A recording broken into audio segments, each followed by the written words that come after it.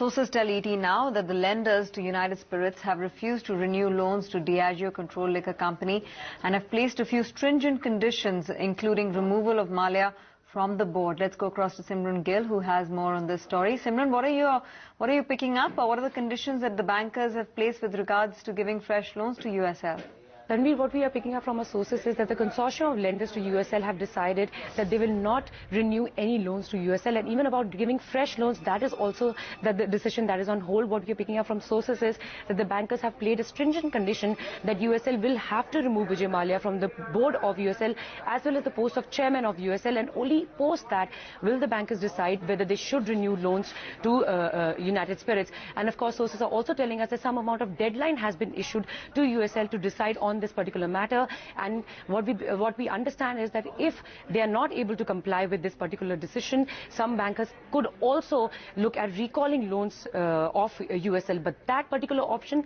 will be the last resort that the bankers may look at taking. But at the moment, this is what we are picking up from our sources, and of course this comes in the backdrop of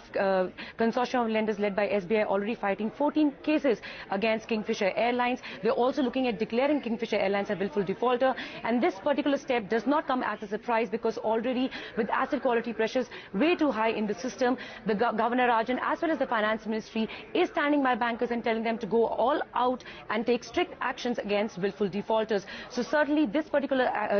action does not come as a surprise, and bankers are taking due diligence as well as strict measures to deal with companies where they may have either a promoter or any other company with a willful default history.